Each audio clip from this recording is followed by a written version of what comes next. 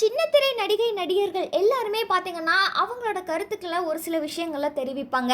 அந்த வகையில நடிகை பார்வதியுமே அவங்களோட கருத்துக்களை ரொம்ப அழகா தெளிவாகவும் வெளிப்படையாகவும் பேசக்கூடியவங்க. இந்த நிலையில நடிகை பார்வதி அவங்களோட சுயமரியாதையை குறித்து அழுத்தமா பேசியிருக்காங்க.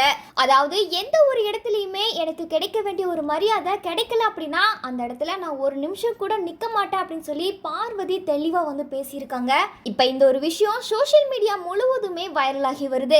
பார்வதி அவங்களோட சுயமரியாதை குறித்து எதுக்காக இந்த மாதிரி முடிவு எடுத்திருக்காங்க அப்படின்னு பாத்தீங்கன்னா, அவங்க சினிமா துறையில என்ட்ரி ஆனதுமே முக்கியமான ஒரு சில முடிவுகளை எடுத்திருக்காங்க.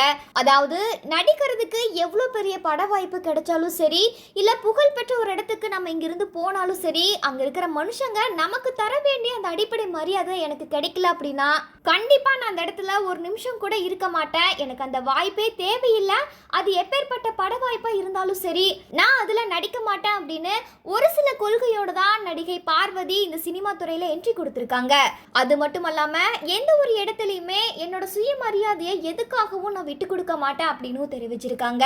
இதை தொடர்ந்து மக்களுமே பாத்தீங்கன்னா அவங்களோட நேரத்தை செலவழிச்சுதான் இந்த சீரியல்களை பாக்குறாங்க.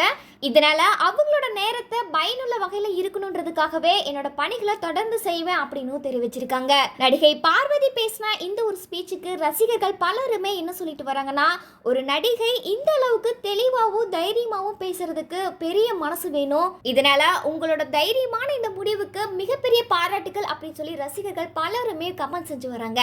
மேலும் பார்வதியோட இந்த முடிவு குறித்து நீங்க என்ன நினைக்கிறீங்க அப்படின்றத மறக்காம கமெண்ட் செக்ஷன்ல பதிவு பண்ணுங்க.